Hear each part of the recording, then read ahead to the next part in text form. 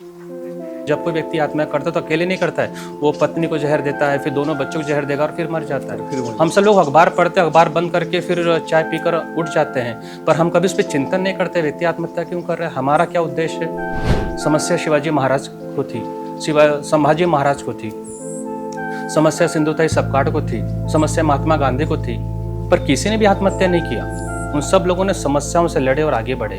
हम कहते हैं स्ट्रेस है, पर स्ट्रेस की उपज कहाँ से, उसकी रूट कॉज क्या है, वो हम समझ नहीं पाते। What is the root cause of the stress, what is the root cause of the depression, what is the root cause of the anxiety, what is the root cause of the mood disorder. तो इलाज आपके दवा में नहीं है, उस चीज का इलाज हीलिंग में है। और वो जो इमोशनल इंस्टेबिलिटी, उसे हम कहते हैं इमोशनल इलनेस, अगर इमोशनल इलनेस को ठीक कर दिया जाए तो मेंटल स्टेबिलिटी अपने आप आना शुरू हो जाता है। मानसिक स्वास्थ्य को कह सकते हैं इमोशनल अनस्टेबिलिटी और स्टेबिलिटी। जैसे कि आप crown chakra gets balanced only when you get love with the universe. आप उसे गॉड कहिए, उसे राम कहिए, उसे रहीम कहिए, उसे जीसस कहिए। मैं इसे कुदरत कहता हूँ, मैं इसे ऊर्जा कहता हूँ, मैं इसे यूनिवर्स कहता हूँ, मैं इसे कोई नाम दिया ही नहीं।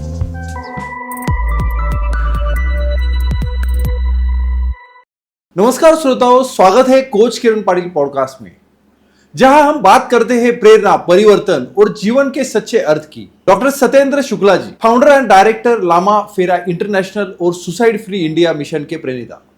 आज हम जानेंगे कि कैसे एक प्राचीन हीलिंग पद्धति लामा फेरा आज के तनावपूर्ण जीवन में समाधान बन सकती है।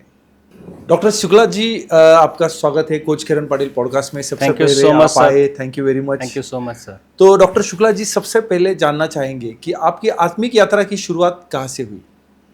इसकी शुरुआत अगर कहा जाए तो मैं 2003 से शुरू कर सकता हूँ। मेरा background government engineering college Aurangabad से मैं पास आउट हूँ। उसके बाद मैंने मैनेजमेंट किया मुंबई से। उसके बाद फिर नौकरी की ICICI बैंक, गरवारे पॉलिस्टर, जी टेलीफिल्म्स ग्रुप में भी था मैं। अच्छा। जब पूना में आया तो सन 2003 में आया, और यहाँ पे आने के बाद जैसा जीवन एक आम आदमी का चलता बिल्कुल उसी प्रकार ही चल रहा था। मेरा एक मित्र था जो डॉक्टर था, और वो मेरी पहली दोस्ती थी पूना में आने के बाद। और हर दिन हम लोग मिलते थे, साथ में खाना खाते थे और कई विषय पे विचार विमर्श करते थे। हम दोनों की हॉबीज़ भी सेम थी, टेंपल जाना, ध्यान करना, योगा करना। कुछ महीनों के बाद मुझे पता चला उस व्यक्ति ने सुसाइड कर लिया है। और वो सबसे प्रश्न दिमाग में ये डाला कि ये आदमी सुसाइड कैसे कर सकता है, ये तो डॉक्टर था, ये तो मुझे मार्गदर्शन करता था, ये तो शिक्षित था। लोग तो बीमार होने के बाद डॉक्टर के पास ही जाते हैं। और वो व्यक्ति तो आध्यात्मिक भी था, मंदिर में जाना, ध्यान करना, योगा करना, तो व्यक्ति कैसे कर सकता है? कोई सुसाइड नोट भी नहीं था।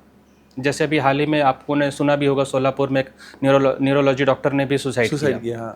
अब ये प्रश्न एक आम आदमी के मन में आता है कि हम जब बीमार होते हैं तो डॉक्टर के पास जाते हैं, पर डॉक्टर कैसे बीमार हो जाते हैं, डॉक्टर सुसाइड क्यों करते हैं, आत्महत्या क्यों करते हैं? और वहाँ से वो प्रश्न मेरे जीवन में हमेशा घुलता रहा। जरूर मैं नौकरी करता था उस समय, बैंक में, ICICI बैंक में था मैं, पर दिमाग व्यक्ति आत्महत्या क्यों करता है? जब ईश्वर ने इतना सुंदर शरीर दिया है, जब आप शिक्षित हो, जब आपका परिवार इतना अच्छा है, जब आपको किसी प्रकार का तनाव नहीं है, न पैसे का तनाव, संबंध का तनाव, न आरोग्य का तनाव, फिर आपने आत्महत्या क्यों किया? और ये सब विचार करते करते कहते हैं जिस एरिया में आप विचार करो, कुदरत आपको उसका उत्तर देना शुरू कर देती है। तब समझ में आया कि सिर्फ भारत में नहीं, पूरे विश्व में 8 लाख लोग पूरे साल में आत्महत्या करते हैं। भारत तो आत्महत्या की राजधानी, यहाँ पे 1.5 लाख लोग आत्महत्या करते हैं। जितने व्यक्ति बॉर्डर पे नहीं मारे जाते, जितने लोग रोड एक्सीडेंट में नहीं मारे जाते, उससे कई ज़्यादा लोग आत्महत्या कर लेते हैं। यदि औसतन देखा जाए तो 50 मिनट में एक आत्महत्या भारत में होती है। और सबसे ज़्यादा अगर शहरों को, स्टेट के हिसाब से देखा जाए तो सिक्किम आता है, फिर अंडमान निकोबार आता है, तेलंगाना आता है, तमिलनाडु, ये सब जगहों पर आत्महत्या की रेशियो ज़्यादा है। अंतिम में फिर महाराष्ट्र आता है। पर आत्महत्या फिर क्यों करते हैं, ये सवाल हमेशा मेरे मन में रहने का कि इसका कारण क्या है। और इन सवालों की गुत्थी में जब उलझा हुआ था, तभी सन 2018 में एक न्यूज़ पढ़ा दिल्ली में बुरारी कांड, जिसमें करीब 11 लोगों ने आत्महत्या कर ली, पूरे परिवार का सदस्य। चलो एक व्यक्ति आत्महत्या करता है, समझ सकते हैं वो इमोशनल अनस्टेबल था, मानसिक रूप से अस्वस्थ था, लेकिन 11 लोग, पर 11 लोग कैसे मरेंगे? वो भी 15 साल का बच्चा, या जिसका विवाह होने जो वाला था वो लोग भी। मतलब वो व्यक्ति आत्महत्या कर रहा था, या आत्महत्या का बॉम्ब था, सुसाइड बॉम्ब था, उसे हम सुसाइड बॉम्ब कह सकते हैं। 15 साल का व्यक्ति कभी आत्महत्या के बारे में सोच नहीं सकता, फिर उसने अपने आप को हैंग क्यों किया? सन 2022 में सांगली में 9 लोगों ने आत्महत्या की, 2023 में गुजरात में 7 लोगों ने आत्महत्या की।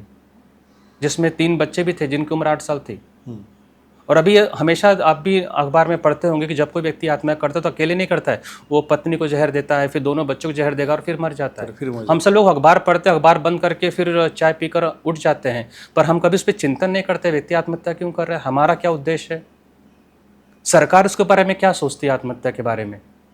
सरकार लेकिन महज एक दुर्घटना है, मानसिक विकार है, पर हम उस मानसिक विकार को इस प्रकार से छोड़ दें कि अभी वो विडंबना ऐसी है कि वो अभी वो आग की तरफ फैल रहा है। अब बहुत ही सरल है, अभी यूट्यूब पे लोग जाते हैं या ऑनलाइन जाते हैं, अपना स्क्रीन अपना चैनल ओपन करेंगे और कहेंगे मैं आत्महत्या कर रहा हूँ, मेरी पत्नी ने मेरे साथ ऐसा किया, मेरे पति ने ऐसा किया।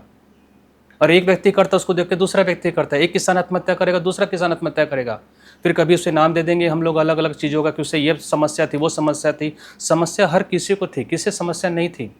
समस्या शिवाजी महाराज को थी, संभाजी महाराज को थी, समस्या सिंधुताई सपकाट को थी, समस्या महात्मा गांधी को थी, पर किसी ने भी आत्महत्या नहीं किया। उन सब लोगों ने समस्याओं से लड़े और आगे बढ़े। कोई आत्महत्या किसी भी समाधान नहीं हो सकता किसी भी समस्या का। और उससे बाहर निकलने के लिए फिर मैंने शुरुआत किया कि इसका जड़ कहाँ पर है। तो इसका जड़ पता चला, इसका जड़ जो है वो आपके चक्रास में है, आपके एनर्जी सेंटर्स में है, जैसे कहते हैं प्राणमयी कोशा। अगर हम उस पर काम करना शुरू करेंगे तब जाके हम उस समस्या से संपूर्ण रूप से बाहर निकलेंगे। तब मेरे जीवन का एक ही लक्ष्य हुआ कि मेरा भारत आत्महत्या मुक्त भारत होना चाहिए, सुसाइड फ्री इंडिया। क्या बात है, ये होना चाहिए। और उस लक्ष्य को लेकर फिर मैंने लामा फेरा हीलिंग सेंटर की शुरुआत किया, जिससे मैं लोगों को उस तनाव से बाहर निकाल सकूं, इमोशनल अनस्टेबिलिटी का भावनात्मक बीमारी, उससे बाहर निकाल सकूं। आज भारत में करीब 7 करोड़ लोग इमोशनल अनस्टेबिलिटी से गुजर रहे हैं, 7 करोड़ पीपल। डॉक्टर के पास जब आप जाते हो तो आपके पास कोई शरीर में जब कोई दुविधा होती है, कोई तकलीफ होती है, कोई बीमारी होती है, तब आप जाते हो डॉक्टर के पास। और डॉक्टर आपकी दवाई देता है, आपका बीपी नॉर्मल हो सकता है, आपका किडनी नॉर्मल हो सकता है, आपका हार्ट बीट नॉर्मल हो सकता है, आपका कार्डियक ठीक हो सकता है, आपको फ्रैक्चर हुआ वो ठीक कर सकता है।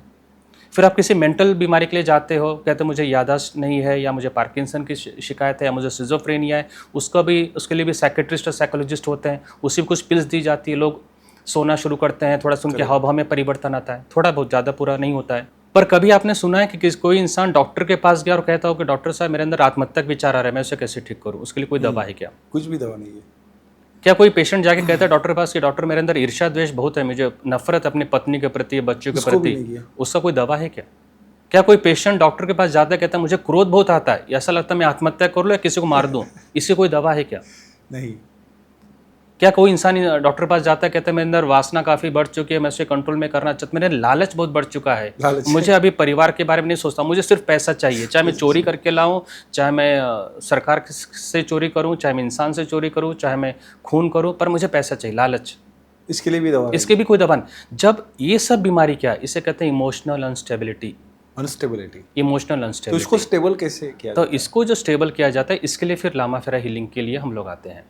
ये जो बीमारी है, काफी सेलिब्रिटी भी आपके पास आते हैं।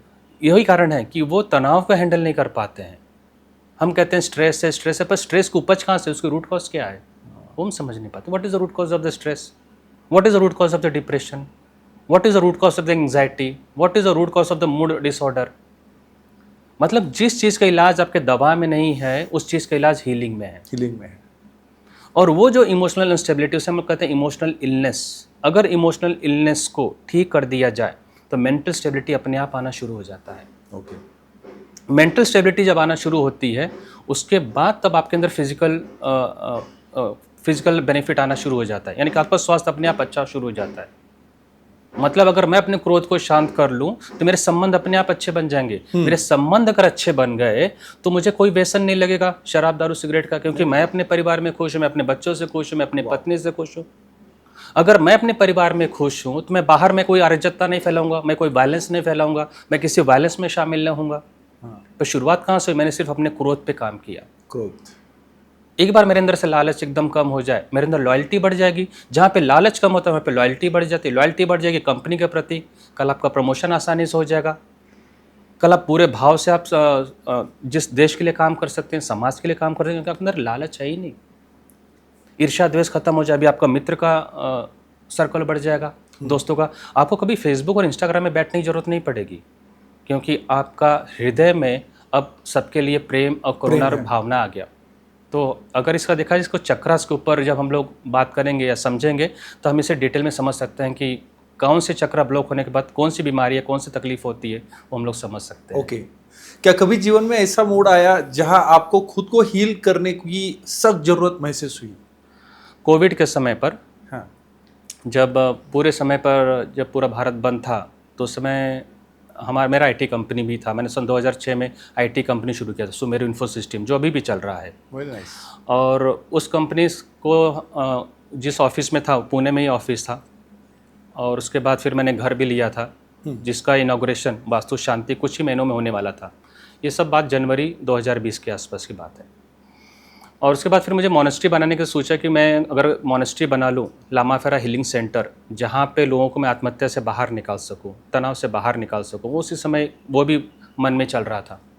पर वो जब कोविड की शुरुआत हुई और जब हर जगह लॉकडाउन हुआ, तो सबसे पहला असर पड़ा कि बिज़नेस पूरी तरह से ठप हो गया। अच्छा। तब मेरे पास इनकम का कोई ज़रिया नहीं था।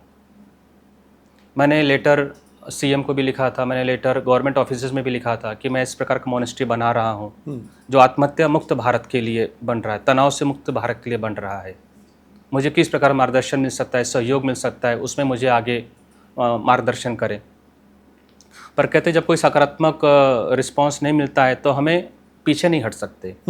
तो मैंने सबसे पहले अपना ऑफिस बेच दिया के मार्केट में, जो था पूना में।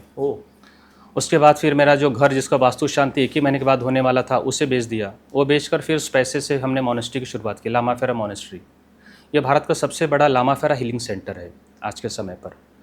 और जब इसका फर्स्ट फ्लोर, सेकंड फ्लोर बनना शुरू हुआ, तब पैसे को फिर भी कम पड़ रहे थे। बैंक जल्दी सपोर्ट नहीं करती है।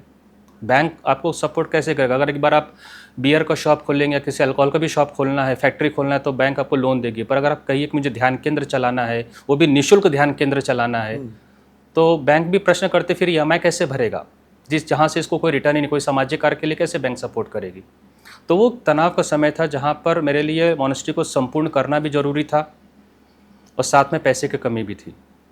उस समय लामा फेरा हीलिंग स्वयं पर मैंने आजमाया कि ध्यान कर कर कैसे किसी भी चीज़ को, कुदरत को कैसे अपनी ओर आकर्षित कर सकते हैं। तो जितने लोगों को हमने लामा फेरा हीलिंग पहले दिया था, कोविड से पहले, उन सभी को जब बताया गया कि हम लोग मोनेस्ट्री बना रहे हैं और फंड्स की कमी पड़ रही है, उस समय जिस प्रकार से लोगों को सहयोग मिला, वो एक चमत्कार था, अद्भुत चमत्कार था। उस समय मुझे समझ में आया कि हीलिंग तो मुझ पर ही काम कर दिया। आज ये मोनेस्ट्री कैसे कंप्लीट हुआ, आज ये लोगों के ऊपर इतना विश्वास कैसे आया कि मोनेस्ट्री को कंप्लीट करना और हमारा सहयोग चाहिए। तो ये उस समय था जहाँ पे मैं समझ सकता हूँ कि लामा फेरा हीलिंग सचमुच उस समय पर मुझ पर, मेरे पर्सनल लाइफ पे काम किया। एक और आपको अनुभव बताना चाहता हूँ जिसने मेरे जीवन को पूरी तरह से परिवर्तित किया। मैं फुल टाइम लामा फेरा हीलिंग में क्यों रहूँ, फुल टाइम। देखिए, इंजीनियरिंग बैकग्राउंड, उसके बाद मैनेजमेंट करना, हीलिंग में पीएचडी मैंने किया था। एक ऐसा घटना है कि जो व्यक्ति को श्रद्धा हो तो विश्वास करेगा, नहीं श्रद्धा हो तो विश्वास नहीं कर पाएगा। ये बात है 2018 जनवरी 1। मेरा परिवार औरंगाबाद से पूना आ रहा था। मैं उसमें पूना में था, पर मेरा परिवार, मेरे मिसेस, 2 बच्चे और मेरा भाई, वो औरंगाबाद से पूना आ रहे थे। करीब शिरूर के पास इनका दुर्घटना हुई, एक्सीडेंट हुआ। एक्सीडेंट में सिर्फ मेरी बेटी को चोट लगा, मेरी जो बड़ी बेटी है उससे चोट लगा, और उससे सर पे ब्लीडिंग होना शुरू हुआ। और जब वो कारेगांव भीमा तक आए तो उसमें वहाँ पे भीड़ और गर्दी काफ़ी रहती है, क्योंकि 1 जनवरी को वहाँ पर गर्दी हमेशा रहती है। वहाँ पर फंक्शंस कुछ रहते हैं, इवेंट रहता है। तो पूना आने में लेट हो रहा था। अब आगे भी ट्रैफिक करीब 2 किलोमीटर तक, पीछे भी 2 किलोमीटर ट्रैफिक, गाड़ी बीच में फंसी है, आप कैसे बाहर निकालोगे? ब्लीडिंग हो गए थे, बच्ची की उम्र मुश्किल से 10 साल की उम्र थी उसकी, तो कैसे समस्या। तो उसमें मेरी पत्नी ने मुझे फ़ोन किया कि ऐसी ऐसी घटना घटी है, हम सब तो सेफ है, पर इसे सर पे चोट लगी है, आप प्रार्थना करें। उसमें मैंने प्रार्थना नहीं, हीलिंग किया। तो कहते हैं उसे डिस्टेंस हीलिंग, आंखें बंद करके उस व्यक्ति को ध्यान में रखते हुए कुछ सिंबल्स बनाए जाते हैं, और जैसे बनाया गया एग्जैक्टली 40 सेकंड में ब्लीडिंग रुका, सर का ब्लीडिंग। क्या बात है। रात को 12 बजे लोग नोबल हॉस्पिटल हड़पसर आए, वहाँ पर स्टिचेस, मामूली से स्टिचेस लगे 4। पर डॉक्टर भी हैरान था कि इतने 4 घंटे के दरमियान 8 बजे रात में एक्सीडेंट हुआ था और ये 12 बजे आप लेकर आए हैं, ब्लीडिंग कैसे रुका? कोई भी ब्रेन से रिलेटेड इंजरी हो सकती थी, आईसाइट जा सकती थी, ब्लीडिंग बढ़ सकता था, कॉन्शियसनेस जा सकता था, याददाश्त जा सकती थी, पर इसे बचाया कैसे गया? हीलिंग से। तो उस समय समझ में आया कि डिस्टेंस पे भी हीलिंग काम उतना ही प्रभावी करती है जैसा आप सामने लोगों को करते हो। तो हम तो ये सोचते हैं कि भगवान ही ठीक कर सकते हैं, भगवान की प्रार्थना करो, पर एक इंसान के अंदर भी भगवान की शक्ति होती है। जब आप ये कहते हो कि ईश्वर मेरा परम पिता है, ईश्वर आपका परम पिता है, तो उसके संतान के अंदर भी परम पिता के गुण होने चाहिए। अगर परम पिता का डीएनए आपके अंदर नहीं है तो आप कैसे उसके संतान हुए? कहते हैं ना कि ये मेरा पिता है, तो आप कैसे मैच करते हो? डीएनए से मैच करते हो। तो अगर आपके अंदर भी हीलिंग पावर होनी चाहिए जो परम पिता में है, पर वो हीलिंग पावर को इन्वोक किया जाता है साधना के द्वारा, ध्यान के द्वारा, एक अच्छी नियतक द्वारा, और वो शक्ति सब में रहती है। पृथ्वी पे जितने भी जन लोग हैं सब में, पर उसको कोई व्यक्ति उसको इन्वोक नहीं करता है। अगर उसे इन्वोक किया जाए तो उसके अंदर हीलिंग की पावर रहती है। अपनी समस्याओं के बाहर समान स्वयं निकल सकता है, अपने घर के लोगों को बचा सकता है। और उस दिन मैंने संकल्प लिया कि जो चीज़ अगर मैं अपने बच्चों को बचा सकता हूँ ऐसी समय पर, डिस्टेंस पर, तो क्यों ना दूसरा व्यक्ति भी तो अपने जीवन में किसी को भी बचा सकता है। और तब मैं फुल टाइम हीलिंग में आने के लिए फिर मैं 2019 से मैं फुल टाइम हीलिंग में फिर आया कि मैं 100% मैं हीलिंग में ही रहूँगा, और इससे मैं इसका प्रचार मैं लोगों को करूँगा ताकि हर कोई व्यक्ति अपने घर के लोगों को ठीक कर सके, स्वयं को भी और दूसरों को भी। लामा फेरा शब्द क्या अर्थ है और यह कितनी पुरानी प्रणाली है? लामा फेरा हीलिंग ये 2500 साल पुराना है। लामा का अर्थ होता है गुरु, फेरा का अर्थ होता है टेक्निक। जब भगवान बुद्ध थे तब से लोगों को हीलिंग की शुरुआत हुई थी। तो उन्होंने ध्यान से आनापान सती ध्यान, बोधिसत्व प्राप्त होने के बाद फिर वहाँ से लामा फेरा हीलिंग की भी शुरुआत हुई थी। अरे पहुँचते पहुँचते अब लामा फेरा हीलिंग फिर तिब्बत में गया, तिब्बत के बाद फिर भारत में आया। भारत में आने के बाद फिर इसका प्रचार प्रसार लोगों में होने लगा। शुरुआत इसकी भारत में श्री एस के सैनी जी ने किया था, तो उन्होंने इसकी शुरुआत किया। उसके बाद फिर ये हर लोगों तक ये पहुंचा। पर इसके जिसने सही में साधना किया है, सही ढंग से इसको उपयोग किया है, तो इसका रिजल्ट उसे 100% मिला है। जिस लोगों ने इस चीज़ को, जैसे कि रेकी हीलिंग हुआ या कोई और हीलिंग हुआ, जिसको इसने एक व्यापार बना दिया है, तो उसमें उसका परिणाम नहीं आता है। हीलिंग को जितनी शुद्धता रखी गई थी, प्योरिटी रखी गई, ऑथेंटिसिटी, उतना परिणाम अभी भी आ रहा है जैसा पहले आता था 2500 साल पहले। अच्छा। पर जब अगर उसमें उसको डाइल्यूट कर दिया जाए, मिलावट कर दिया जाए, या अपनी चीज़ें सोच के डाल दिया जाए आपके कंफर्ट जोन के हिसाब से, तब वहाँ पे हीलिंग का प्रभाव खत्म हो जाता है और लोगों के मन में फिर उसके प्रति आस्था कम हो जाती है, उस लामा फेरा हीलिंग के प्रति, क्योंकि तब वो काम करता नहीं, तब केवल मजाक का सोस्त्र बन जाता है। करेक्ट। उदाहरण के तौर पे डॉक्टर मिकोसे ने रेकी हीलिंग की शुरुआत किया था। डॉक्टर मिकोसे जापान में शुरुआत किए थे कि लोग जब इसे हीलिंग दे तो लोगों के अंदर परिवर्तन आए, स्वास्थ्य से रिलेटेड परिवर्तन। वो चक्रस पे ही काम करते हैं। ओके। सारे हीलिंग चक्रस पे ही काम करते हैं। और हीलिंग की सरल परिभाषा है to balance the 5 elements in the body. शरीर के 5 तत्व को संतुलित करने को हीलिंग कहा गया है। और हमारे शरीर में 112 चक्रस होते हैं। 7 प्रमुख होता है, 5 हमारे शरीर के ऊपर होते हैं। टोटल 112 चक्रस होते हैं। ये मैंने अपनी किताब द मिरेकल ऑफ चक्रस उसमें मेंशन किया है। किताब का नाम क्या है? The miracle of chakras. Okay.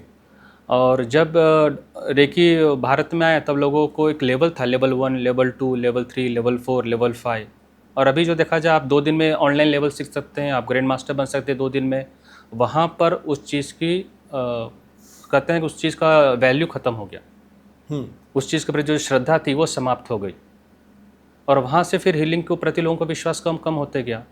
इस चीज़ को वापस उठाना था, वापस बताना कि हीलिंग सचमुच क्या थी, क्या सचमुच ये साइंस है या सुपरस्टिशन। इसके लिए फिर लामा फेरा मोनेस्ट्री का निर्माण करना मेरे लिए ज़रूरी था। अच्छा। कि हर व्यक्ति हीलिंग को एक श्रद्धा की नज़र से ही ना देखें, एक विज्ञान की नज़र से भी देखें। और जब इस विज्ञान की नज़र से हो तो आपके अंदर श्रद्धा जितनी बढ़ेगी उतना आपके अंदर मिरेकल्स आपकी लाइफ में आएंगे। करेक्ट। तो इसलिए फिर लामा फेरा मोनेस्ट्री बना और लामा फेरा हीलिंग की हमने इसमें फुल टाइम शुरुआत किया। अच्छा, आपकी नज़र में मानसिक और आध्यात्मिक स्वास्थ्य के बीच में क्या संबंध है? मानसिक स्वास्थ्य को कह सकते हैं इमोशनल अनस्टेबिलिटी और स्टेबिलिटी। जैसे कि आप के अंदर क्रोध काफ़ी आता है, आप कोई छोटी छोटी बात पे आप चिढ़ जाते हो, आपका मूड स्विंग होता है, सुबह कुछ अलग रहते हो, शाम में अलग रहते हो। ट्रू। आपका मानसिक स्वास्थ्य बराबर नहीं है। आप शारीरिक रूप से स्वस्थ हो, आपको कोई बीमारी नहीं है, पर आपको अपने जूनियर्स को लेकर आपको ईर्ष्या होती है, आपको सीनियर के लेकर ईर्ष्या होती है, आप ऑफिस में जो पॉलिटिक्स करते हैं, निंदा करते हैं, वो मानसिक स्वास्थ्य की बीमारी है कि आप मानसिक रूप से अस्वस्थ हो, उसे कहते हैं मानसिक अस्वस्थता। आध्यात्मिक स्पिरिचुअल किसे कहते हैं? तो उसको सोल्यूशन क्या है? उसका सोल्यूशन हम लोग चक्रास पे जब बात करेंगे तो सोल्यूशंस भी आ जाएगा उसको, क्योंकि चक्रास में ही समस्या भी है, समाधान भी है। अभी हम लोग इसके ऊपर चक्र के ऊपर बात करने वाले हैं। और जो स्पिरिचुअल कहते हैं स्पिरिचुअल लाइफ का मतलब ये, क्या आपके पास समाज के लिए और देश के लिए क्या कोई ब्लूप्रिंट है? अगर नहीं है तो मैं आध्यात्मिक व्यक्ति नहीं हूँ। I am a religious person but not a spiritual person. एक रिलीजियस और आध्यात्मिक में फ़र्क होता है, रिलीजियस में, स्पिरिचुअल पर्सन में। तो अगर इंसान स्टेबल हो जाए, मानसिक, जो आपने प्रश्न कहा, जो अगर इंसान मानसिक रूप से पूरी तरह से स्वस्थ हो जाए, वो आराम से स्पिरिचुअल पर्सन बन सकता है। और चूंकि वो नहीं स्वस्थ हो पाता, इसलिए उसके और स्पिरिचुअलिटी के बीच में गैप रहता है। और मैं emotionally unstable person can not be A spiritual person. He can be religious but not a spiritual person. आज की तेज भागदौड़ में लोग खुद से कटते जा रहे हैं, ऐसे में इनर हीलिंग क्यों जरूरी है? इनर हीलिंग क्यों जरूरी है? बहुत ही सरल सा उत्तर है। आपके पास सर कौन सी व्हीकल है? 4 व्हीलर आप यूज करते होंगे। आप उसकी सर्विसिंग कब कराते हैं? सर्विसिंग एक 10,000 किलोमीटर होने के बाद। आप उसे पूरा 1 लाख किलोमीटर के बाद सर्विसिंग क्यों नहीं कराते हैं? आप करा सकते हैं ना। क्या होगा? ज़्यादा ज़्यादा वेयर एंड टियर होगा, स्पेयर पार्ट बदलना पड़ेगा, लाइफ खत्म हो जाएगी। लेकिन वो परफॉर्मेंस नहीं देते, परफॉर्म नहीं दे पाएंगे, सुरक्षित नहीं रहेगा। जब आप हाईवे पे चलाएंगे कोई भी फेलियर हो सकता है। इनर हीलिंग का मतलब क्या? आप अपने बॉडी का सर्विसिंग, मेंटेनेंस, रिचार्ज क्या आप डेली रूप में करते हैं? नहीं, उससे कहते हैं इनर हीलिंग। अच्छा। अगर मैं उसे आप बाहर से शरीर धोते तो बाहर से तो आप भी अपनी मर्सिडीज बेंज को धो रहे हैं प्रतिदिन। आपका व्यक्ति आत्मा होगा, सफाई करके जाता होगा। मर्सिडीज की कीमत भी 60 लाख के ऊपर होती है। आप गाड़ी को मेंटेन कर रहे हैं, पर आपका शरीर तो करोड़ों से ऊपर है। करोड़ों से ऊपर है। आप मर्सिडीज के लिए स्पेशल आप पार्किंग स्पेस बनाते हैं, स्पेशल ड्राइवर रखते हैं, हर चीज़ मेंटेन करते हैं, उसका समय से पहले इंश्योरेंस करा लेते हैं। आप उसको सर्विसिंग भी आप शोरूम में कराते हैं मर्सिडीज का। हाँ, और आप जरा भी नेगोशिएशन नहीं करते जब सर्विसिंग की बात आती है मर्सिडीज की। बिल्कुल उसी प्रकार क्या इंसान भी अपने लिए सर्विसिंग करता है? हाँ। आप कभी भी उसमें पेट्रोल ही डालते हैं, वो भी खासकर पावर पेट्रोल डालते हैं। कभी उसमें डीजल और केरोसिन क्यों नहीं डाला आज तक? क्योंकि 60 लाख की गाड़ी है आपकी।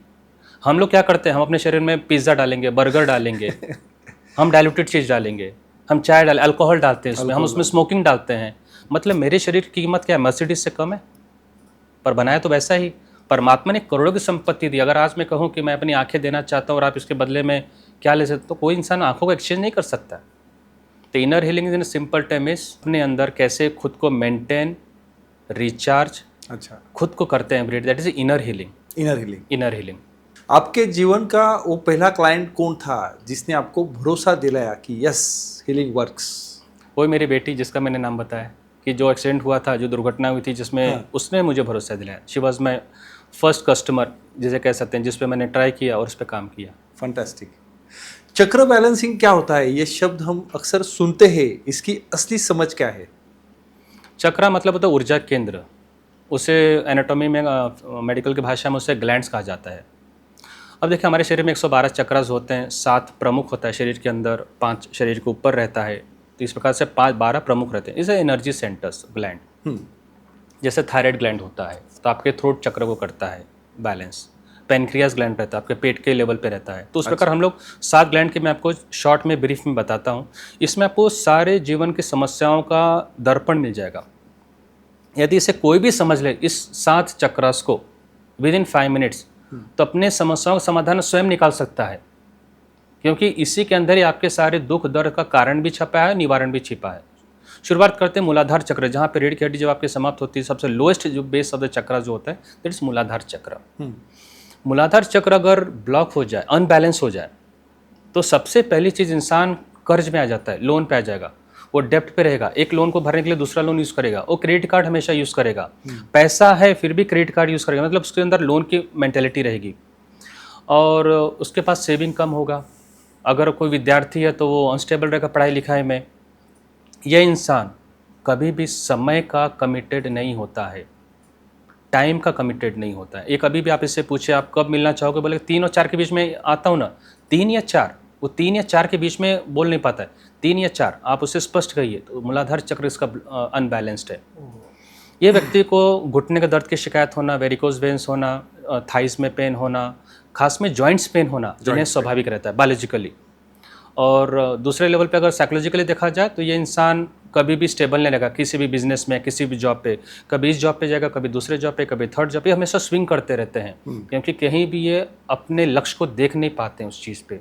दे आर मेंटली अनस्टेबल जिसे आप कहते हो, बिकॉज ऑफ द रूट चक्र अनबैलेंस। अच्छा, अब आते हैं सैक्रल चक्र पे। स्वादिष्ठान चक्र नाभि से 2 इंच नीचे रहता है। सर, अगर ये चक्र अनबैलेंस हो जाए तो सबसे पहली चीज़ जिसे आप लोग आरोप हमेशा लगाते हैं, अब उसके प्रति आपके मन में कंपैशन भी रहेगा ये व्यक्ति शराब, दारू, सिगरेट, व्यसन की आदी हो जाएगा, एक्स्ट्रा मेटल अफेयर के आदी हो जाएगा साइकोलॉजिकली। और आप कहोगे देखो कितना इंसान नशेड़ी है, पर आप जानते हैं उसका सैक्रल चक्र अनबैलेंस है, स्वादिष्ठान चक्र उसका असंतुलित है। ये व्यक्ति हर 10 मिनट में मोबाइल चेक करेगा, मोबाइल एडिक्शन। कई बार पेरेंट्स कहते हैं कि मेरा बच्चे को मोबाइल एडिक्शन नहीं जा रहा है तो आप ये समर कैंप करा लो, आप माइंड पावर वर्कशॉप करा लो, आप धागा ताबीज पहना लो, आप ये क्रिस्टल जेमस्टोन पहना लो, बिल्कुल काम नहीं करेगा। आप उसके स्वादिष्ठान चक्र पे काम कीजिए। अगर हर 15 मिनट अगर आप मोबाइल चेक कर रहे हैं, बल्कि आपको नोटिफिकेशन भी नहीं आ रहा है, आपका सैक्रल चक्र असंतुलित है, अनबैलेंस्ड है। अच्छा। तो एडिक्शन सिर्फ शराब, दारू, सिगरेट या उसको ही नहीं कहते हैं, it is also the mobile addiction. Mobile addiction. कई बार लोगों का एडिक्शन रहता है कि वो हाथ धोना है तो धोते रहते हैं, नहाना तो नहाते रहते हैं, ये भी प्रकार का एडिक्शन है। और जैसे हम लोग कहते हैं मेंटली बीमार है, नहीं, वो उसी चीज़ को बारंबार रिपीट कर रहा है, बारंबार रिपीट कर रहा है, जानते हुए भी मैं जो कर रहा हूँ गलत कर रहा हूँ। क्या व्यक्ति जो सिगरेट पीता है, क्या उससे पता नहीं कि हानिकारक लिखा है उसके ऊपर, फिर भी पीता है उससे? क्या लोगों को पता नहीं कि अल्कोहल पीने से लीवर खराब होता है, फिर भी पीता है? उसका जब स्वादिष्ठान चक्र असंतुलित रहता है, वो व्यक्ति ये सब एडिक्शंस के प्रति वो हमेशा एक्सेप्टेड रहेगा। ये होगा साइकोलॉजिकली। बायोलॉजिकली देखा जाए, मेंसेस इश्यूज नॉर्मल नहीं है, मेंस्ट्रुअल साइकिल डिस्टर्ब हो जाता है, आईवीएफ फेल हो जाता है, बच्चा डिले हो जाता है, बच्चा कभी बार अबॉर्ट हो जाता है। क्यों? सैक्रल चक्र अनबैलेंस है। अच्छा। इसका तो सैक्रल उसको चक्र बैलेंस अनबैलेंस करने है। के लिए क्या? वो हम लोग इस पे लास्ट में आते हैं कि उसको कैसे बैलेंस किया जाता है। आप इससे हम लोग सिर्फ कारण समझ लेते हैं, इसकी वजह से ये हो रहा है। हाँ। तो कल मैं परमात्मा को दोष न दूं कि मुझे संतान क्यों नहीं हो रहा है, मेरा स्पर्म काउंट इश्यूज क्यों है, मेरा एग काउंट इश्यूज क्यों है, तो मुझे बार बार शादी का भी इशू क्यों आ रहा है कि मैं शादी नहीं हो पा रही, शादी डिले हो रही है, या मुझे शादी को लेकर डर क्यों बना रहता है मन में, एक्स्ट्रा मेटल अफेयर्स बाहर क्यों हो रहे हैं? तो कारण है आपका स्वादिष्ठान चक्र संतुलित है, सैक्रल चक्र आपका अनबैलेंस है। वाटर एलिमेंट्स कहते हैं जल तत्व। अच्छा। मूलाधार आपका है पृथ्वी तत्व, यह आपका जल तत्व। तो कहते हैं कि जब लेडीज़ का ऐसे हार्मोनल इश्यूज आते हैं तो उसमें एक छोटा सा एडवाइस देते हैं, आप ये हीलिंग का पार्ट है कि आप स्विमिंग लगा लो, जल तत्व बढ़ाना है, स्विमिंग करो। जब आप स्विमिंग करते हैं तो आपके बहुत सारे मेंस्ट्रुअल इश्यूज अपने आप रिजॉल्व होना शुरू हो जाता है। फिर डाइट में चेंजेस लाया जाता है, हीलिंग में चेंजेस लाया जाता है, योगा में चेंजेस लाया जाता है। वो मैं आपको इस 7 चक्र के बाद आपको मैं इसके बारे में बताता हूँ। तीसरा चक्र आता है सर मणिपुर चक्र, सोलर प्लेक्सस। ये अग्नि तत्व है, ये आपके नाभि के पास रहता है। ये सारे चक्र जो है आपके सारे स्पाइन पे रहते हैं, कोई सामने नहीं रहता, स्पाइन पे रहता है। आप कभी देखिए आपको कोई भी तकलीफ होती है तो कमर में दर्द ज़्यादा होता है, या तो लोअर बैक, या तो सेंटर में, या तो हार्ट के पीछे। समझ नहीं पाते वहीं पे क्यों तकलीफ हो रही है। तो आप कई बार लोग कहते हैं वात असंतुलित है, वात की वजह से हो रहा है। वास्तव में चक्र आपका अनबैलेंस होना शुरू हुआ है और आपको एग्जैक्टली पीछे वहाँ पर पेन होना शुरू हो जाता है। ओके। सोलर प्लेक्सस मणिपुर चक्र अगर ब्लॉक ये अनबैलेंस हो जाए तो सबसे पहली चीज़, इंसान के अंदर कॉन्फिडेंस लेवल एकदम कम हो जाएगा। आप उसे कितना कहा you can win, you can do it, you can do it, जैसे हम लोग कहते हैं अफर्मेशन में, पॉजिटिव अफर्मेशन में, वो कहता तो जरूर है, बाहर से कहता, अंदर से नहीं कह पाता है। वो अंदर से उसका चक्र अनबैलेंस्ड है। उसके बाद ये व्यक्ति को स्टेज फेयर रहेगा, स्कूल में बोल नहीं पाएगा, प्रिंसिपल से बात नहीं कर पाएगा, सीईओ से बात नहीं कर पाएगा, बड़े कस्टमर से मिल नहीं पाएंगे। आपको हर बात पे आपको डर लगेगा। इन्फीरियरिटी कॉम्प्लेक्स आपके अंदर जन्म ले लेता है, inferiority complex. You will always keep on blaming yourself. ये क्यों नहीं हो रहा क्योंकि मैं सांवला हूँ, ये क्यों नहीं हो रहा क्योंकि मैं गोरा हूँ, ये क्यों नहीं हो रहा क्योंकि मैं हाइट कम है। आप हर चीज़ में अपने अंदर कमी को ढूंढेंगे। इन्फीरियरिटी कॉम्प्लेक्स अपने अंदर इंसान कमी ढूंढता है। इन्फीरियरिटी कॉम्प्लेक्स वाला व्यक्ति हमेशा दूसरों की निंदा करेगा। क्यों? क्योंकि कहीं ना कहीं वो अपने आप को उससे बेहतर बताने की कोशिश कर रहा है, तो वो निंदा करने की उससे आदत पड़ जाती है। अरे ये बॉस का, इसका प्रमोशन हो गया, इसका तो पहचान था, इसकी तो दोस्ती थी, इसने गाड़ी ले लिया क्योंकि इसने टैक्स बचाया है या ब्लैक मनी कमा रहा है। आप हर चीज़ को निंदा की दृष्टि से ढूंढना शुरू करते हैं। इन्फीरियरिटी कॉम्प्लेक्स व्यक्ति का लक्षण, he is a big critic. उससे आप 10 अच्छी चीज़ दिखा दीजिए, वो एक जो गलत चीज़ है उस पर आप उसका नज़र रहेगा, ये चीज़ बराबर नहीं, बाकी सब अच्छा है। आप कभी देखिए, कभी लोग शादी में जाते हैं और 10 पकवान बने रहते हैं। अब जो पकवान वहाँ पे नहीं है वही काश यहाँ पे बंगाली मिठाई होती, तो समझ लेना कि ये इंसान का मणिपुर चक्र अनबैलेंस्ड है, सोलर प्लेक्सस अनबैलेंस्ड है। अब इस व्यक्ति को बायोलॉजिकली देखा जाए तो उसको डायबिटीज़ की शिकायत होगी, इसको पेनक्रियास की शिकायत होगी, इंसान को एसिडिटी, गैस, कॉन्स्टिपेशन ज़्यादा रहेगा। अब यही कॉन्स्टिपेशन जब बढ़ जाता है तो पाइल्स का रूप ले लेता है, पर इनको पेट की शिकायत हमेशा रहेगी। और इनका या तो अंडर वेट रहेंगे या तो ओवर वेट रहेंगे। तो इन्हें वजन का बहुत तकलीफ होती है। ये लोग कई बार कहते हैं डाइटिंग कर रहा हूँ, वो कर रहा हूँ, पर मेजर इशू ये है कि डाइटिंग करने के बाद भी इनका वजन संतुलित क्यों नहीं हो पा रहा है, क्योंकि इनका मणिपुर चक्र असंतुलित है, अनबैलेंस्ड है। आते हैं हार्ट चक्र पे। हार्ट चक्र ये एयर एलिमेंट है, हवा तत्व है। ये आपके सेंटर ऑफ द हार्ट पे रहता है। अब ये चक्र जब आपका असंतुलित हो जाता है, सबसे पहली चीज़ आप नकारात्मक सोचना शुरू करते हो, सबके बारे में, अपने बारे में, दूसरे के बारे में। इसमें यही आता है सुसाइडल थॉट। अब बहुत हो चुका, अब बस, अब मुझे मृत्यु चाहिए। अरे मृत्यु क्यों चाहिए? छोटी सी घटना घटी, आप फेल हो गए अपने बिजनेस में, मृत्यु चाहिए। आप स्कूल में फेल हो गए तो आपको मृत्यु चाहिए। आपको किसी ने कुछ हर्ट कर दिया, मृत्यु चाहिए। आपने किसी ने आपसे ब्रेकअप कर लिया तो आपको मृत्यु चाहिए। क्या आप इनके लिए आपका जन्म हुआ है? पृथ्वी पर हम जब आते हैं तो क्या हम इनको सर्व करने के लिए आते हैं? तो आप ऐसा क्यों सोचते हैं कि हम इनको सर्व करने के लिए आते हैं? अरे हम लोग यहाँ पर पृथ्वी पे आते हैं, वेकेशन पे आते हैं। वेकेशन हमारा ऊपर घर है, वेकेशन है। हाँ, पृथ्वी हमारा वेकेशन है। और हर बार नए नए डेस्टिनी चुनते हैं वेकेशन में। आप एक ही वेकेशन पे बार बार नहीं जाते हैं। नहीं जाते। आप सर लास्ट वेकेशन में कहाँ पे गए थे? परसों ही आया मैं, कुल्लू मनाली गए थे। आप वहाँ वृंदावन। आप वहाँ पे होटल में रुके थे? हाँ। होटल में रुके होंगे किसी 5 स्टार होटल में। जब आप आए तो आपको दुख हुआ क्या मैं 5 स्टार होटल छोड़ रहा हूँ? क्योंकि आपको पता रोज अलग अलग लिया, क्योंकि हाँ, अलग अलग होटल लिया रोज। क्योंकि आपका ये अच्छी तरह से पता था आपके कॉन्शियस माइंड को कि मैं वेकेशन के लिए आया हूँ। ये मेरा केवल 4-5 दिन है, 7 दिन का ही प्रवास है। तो मैं आपका अटैचमेंट उस होटल से नहीं था। जब बाहर निकला आपको कोई दुख नहीं हुआ? कुछ भी दुख नहीं हुआ। उस वेटर से कोई अटैचमेंट नहीं हुआ, उस होटल के मालिक से कोई अटैचमेंट नहीं हुआ, जिसने आपको खाना खिलाया उससे अटैचमेंट नहीं हुआ। इनफैक्ट हमने 8 दिन थे, हमने रोज होटल चेंज किया, होटल भी चेंज किया। मतलब आप हर मोमेंट को एंजॉय कर रहे थे। करेक्ट। अगर आप एक ही होटल से अगर अटैच होते दूसरे होटल में जा नहीं पाते थे, दूसरे स्थान पे जा नहीं पाते थे। आपने अपने वेकेशन को 100% मनाकर आप यहाँ पर आए हो, फ्रेश होकर आए हो। फ्रेश। राइट। अब इंसान यहीं पे गलती करता है, वो पृथ्वी पे आता है तो हर चीज़ को वो अपना मानने लगता है। ये मेरा घर है, ये मेरे व्यक्ति हैं, ये ऐसा है। यहाँ पे वो अटैचमेंट, अरे वो वेकेशन पे आप आए हो, अटैचमेंट किस चीज़ का हो? ट्रू। जिस घर में आज हम लोग रह रहे हैं, एग्जैक्टली 100 साल के बाद यहाँ पर हम नहीं रहेंगे, कोई और रहेगा। और जब आप ऊपर देखो तो आप सोचेगा अरे इस घर के लिए तो मैंने अपने पिता से विवाद किया था, इस घर के लिए तो मैंने 30 साल तक कोर्ट में केस लड़ा था, इस जमीन के लिए मैंने अपने भाई से विवाद किया था, भाई की हत्या करवाई थी, क्या बात। इस जमीन के लिए मैंने अपनी पत्नी को त्याग कर दिया था, इस जमीन के लिए मैंने डाइवोर्स ले लिया था। अरे आप इसी जमीन 100 साल के बाद तो कोई और रह रहे हैं वहाँ पर, और वो ऐसा व्यक्ति रह रहा है जो आपके घर का खानदान का है भी नहीं। You are just a caretaker of your place. Attachment leads to the unbalance of the heart chakra. Attachment is a major reason. आपका जुड़ाव ही अनाहत चक्र को असंतुलित कर देता है। दूसरा होता है अपेक्षा। आप अपेक्षा अगर अपने आप से पालते तो आपकी समृद्धि हो जाती थी। इतनी समृद्धि होती है कि आप कल्पना नहीं कर, जितना आप सोचते उससे ज़्यादा मिलता था, पर आपने अपेक्षा दूसरों से रखा है। और आप दूसरों को अपेक्षा कैसे कर सकते हैं? हर व्यक्ति का अपना एक जीवन का कार्य होता है, हर का अपना एक ब्लूप्रिंट होता है, कुछ अपना ब्लूप्रिंट लेकर आया है।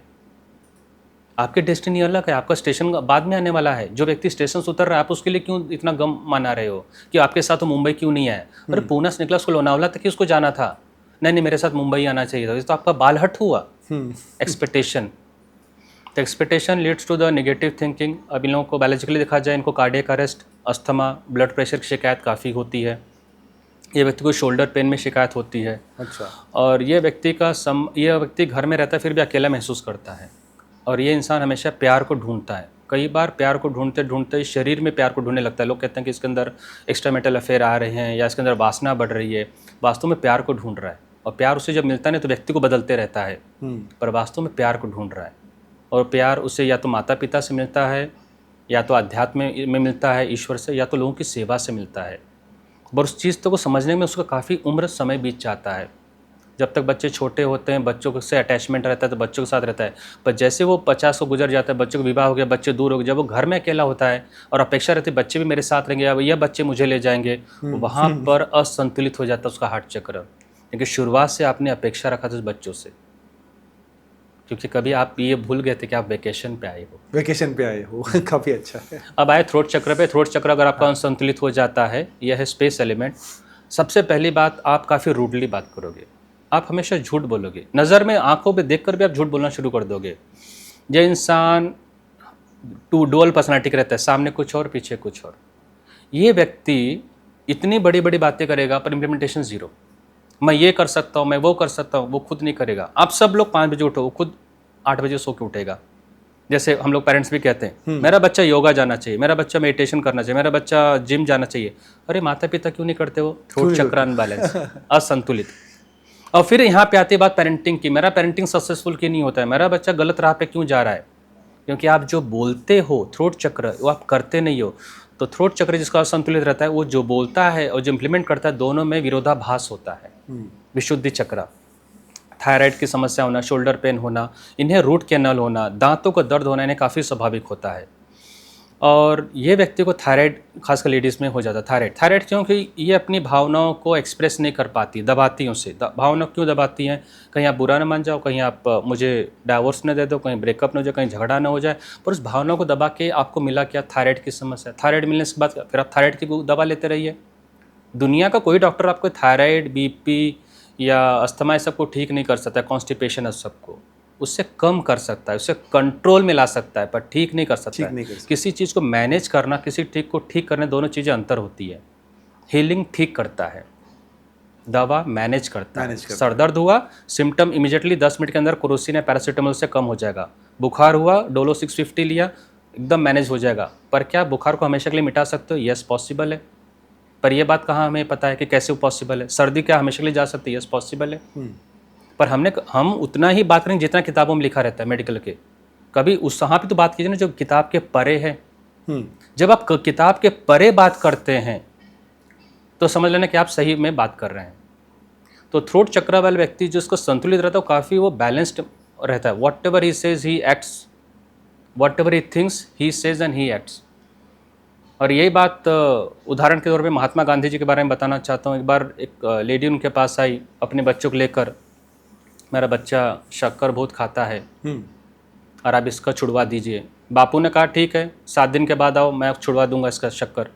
आए और उसके बाद फिर वापस लेडी आए तो उन्होंने कहा कि छोड़ दो शक्कर, बहुत हानिकारक होता है, देखो मेरे दांत भी टूट रहे हैं, एक दांत भी उन्होंने दिखाया अंदर के, आप छोड़ दो नहीं तो आपका। बच्चा तुरंत सुन लिया और माँ आश्चर्य की 3 दिन तक बच्चा शक्कर ही हाथ नहीं लगा रहा है, अभी मिठाई नहीं खा रहा है कोई भी चीज़ का। पर बापू आप इतना बताइए कि आप इतने हफ्ते लग गए आपको 7 दिन ये सिर्फ ये बताने के लिए कि मेरे दांत कमज़ोर हो रहे हैं या टूट रहे हैं और शक्कर नहीं खाना चाहिए, देखो मैं खाता था मेरे साथ ऐसा हुआ। बोले जब आप आई थी तब मैं शक्कर खा रहा था, 7 दिन तक मैंने शक्कर छोड़ा, उसके बाद मैंने बताया। तो आपका ऑरा उतना ही प्रभावी रहता है जब आप उस चीज़ को अमल में लाते हैं। ट्रू। अगर मैं योगा, ध्यान, प्राणायाम नहीं कर रहा हूँ, सात्विक आहार नहीं कर रहा हूँ, तो मैं कितना भी अच्छा पेरेंट्स रहूँ, कितने भी अच्छे स्कूल में बच्चों को पढ़ा रहा हूँ, मैं अपने बच्चों के अंदर परिवर्तन नहीं ला सकता हूँ। फिर वो आप जैसे कोच के पास भेजता है और आपके कोच जैसे आप 2 मिनट आप एक सेशन लेते हैं और आपके सेशन से बच्चा प्रभावित होता है, कहते हैं यार किरण सर का कोचिंग सबसे बेस्ट था। पर किरण सर वो इम्प्लीमेंट करते हैं, वो चीज़ को जो बताया उसको इम्प्लीमेंट किया और फिर लोग कहते हैं कि yes the best was the coach. Coach is a person who is a mirror image रहता है, अपने जो कहता है वही करता है। अब पेरेंट्स नहीं बन पाते हैं बिकॉज ऑफ द थ्रोट चक्र अनबैलेंस। तो here the parenting communication matters a lot. यहाँ पे इंसान कम्युनिकेट इफेक्टिवली नहीं कर पाता है। And they speak a lot, they communicate a lot, पर वो चीज़ को, प्रोडक्ट को सेल नहीं कर पाते हैं because somewhere the other their heart is missing. एक बार मैं गाड़ी लेने गया था टोयोटा की, मैंने इनोवा कार जब ली थी तो मैंने व्यक्ति से पूछा कि आप जो सेल्स में जो बता रहा था डेमोस्ट्रेशन देकर कि गाड़ी बहुत अच्छी है, ये है वो, मैं कहा कि आपने क्यों नहीं लिया? आपके पास कौन सी गाड़ी है? तो सर मेरे पास वैगनआर है। मैं कहा कि कोई बात नहीं, पर आपने ये गाड़ी क्यों नहीं ली ये तो बताइए। तो कुछ बोल नहीं पाया। मैं कहा कभी आपने ये नहीं सोचा जो चीज़ मैं कन्विंस कर रहा हूँ, अपने क्लाइंट को बता रहा हूँ, वो मैंने खुद को कभी कन्विंस नहीं किया। आप सुजुकी की गाड़ी यूज़ करते हैं, मारुति की गाड़ी यूज़ कर रहे हैं, टोयोटा के शोरूम में काम कर रहे हैं, कम से कम टोयोटा की कोई छोटी गाड़ी लो, छोटी गाड़ी, पर टोयोटा के साथ आप काम करो, आप ज़्यादा जल्दी आप कन्विंस कर पाओगे सामने वाले। मैं तो खैर मन बना कर आया था, मुझे लेना है इसलिए तो मैं ले लिया, पर आपके मन में विरोधाभास इसलिए आप ये इनोवा नहीं ले पा रहे। इनोवा लेना कोई बहुत बड़ी चीज़ नहीं है। मैंने कल्पना की और 1 महीने में गाड़ी मेरे घर के सामने थी। फैंटास्टिक। तो अगर मेरे जैसा व्यक्ति अगर ले सकता है तो आप क्यों नहीं ले सकते हैं? तो आप whatever you do, make sure that are you also implementing that part, you will be a very good orator, you will be very good communicator. Third eye chakra, ये जो चक्र है this is the between the both the eyes, इसे हम लोग आज्ञा चक्र कहते हैं। सर ये चक्र अगर असंतुलित हो जाए, अनबैलेंस हो जाए, व्यक्ति सबसे पहला काम करेगा, आपके जीवन को जो भी उसकी समस्या है वो दूसरे से पूछेगा ओपिनियन। ज्योतिष के पास जाएगा, टैरोट रीडर के पास जाएगा, फिर आकाशिक रीडर करेगा, फिर वो न्यूमरोलॉजी करेगा, हर चीज़ अपने जीवन का समस्या वो दूसरों से पूछता है उसको समाधान। बुद्ध ने कहा आपके सारे जीवन के समस्या का कारण और निवारण आपके अंदर है, आपका गुरु आपके अंदर है। आप बाहर जय गुरुदेव बोलकर फायदा क्या है आपको? और आप किस व्यक्ति से सलाह ले रहे हो? मान लीजिए कि मुझे एक इच्छा है कि मैं एसएसबी क्वालिफाई करके मैं डिफेंस में जाऊं, और मैं एक ऐसे व्यक्ति से सलाह ले रहा हूं कि सर क्या मुझे डिफेंस में जाना चाहिए कि नहीं जाना चाहिए। वो व्यक्ति खुद बीकॉम भी नहीं कर पाया है, वो व्यक्ति मुझे क्या सलाह देगा? दो ही व्यक्ति सलाह दे सकता है, एक या तो जो उसमें पास हुआ हो उस क्षेत्र में, दूसरा जो व्यक्ति उसमें क्षेत्र में फेल हुआ हो। वही दो ही व्यक्ति उसको गाइड कर सकता है। वो फेलियर के कारण बता सकता है, मैं इसकी वजह से एमपीएससी नहीं कर पाया या यूपीएससी नहीं कर पाया, आप ये करो। पर आप गलत व्यक्ति से सलाह मत लो, पहली बात। दूसरी बात, आप जो चीज़ दूसरों से पूछने की कोशिश कर रहे हो, कभी अपने आप से वही चीज़ साइकोलॉजिकली पूछो। थर्ड आई चक्र में हम लोग, अभी आप पूछ रहे थे उसका रेमेडी क्या है, एक रेमेडी हम लोग थर्ड आई चक्र में बताते, whatever field you want to choose, जो भी क्षेत्र आप चुनना चाहते हो उसके 10 कारण पहले एक कागज़ पे लिखो, मैं ये क्यों चुनना चाहता हूँ। और किरण सर आपने भी वही चीज़ किया होगा, why I want to be coach, आप एक सक्सेसफुल एंटरप्रेन्योर रह चुके थे, आपके पास सारी चीज़ें थी, आप आईटी कंपनी चलाते हैं, पर एक कोच बनने क्यों किया? यू हैड द 10 रीजंस, मैं कहता हूँ 10, आपके पास 15 या 20 रीज़न होंगे। पर आप किसी से पूछिए आप ऐसे बैंक में काम क्यों करना चाहते हैं, टेल मी द 10 रीजंस। उसके पास नहीं, तभी तो बैंक छोड़कर एचडीएफसी में शिफ्ट हो जाएगा, एचडीएफसी पे कोटेक में चले जाएगा, because you do not have a valid 10 reasons मैं क्यों काम करना चाहता हूँ इसी बैंक में और इसी क्षेत्र में। आईटी में क्यों काम करना चाहता हूँ, 10 रीज़न बताओ।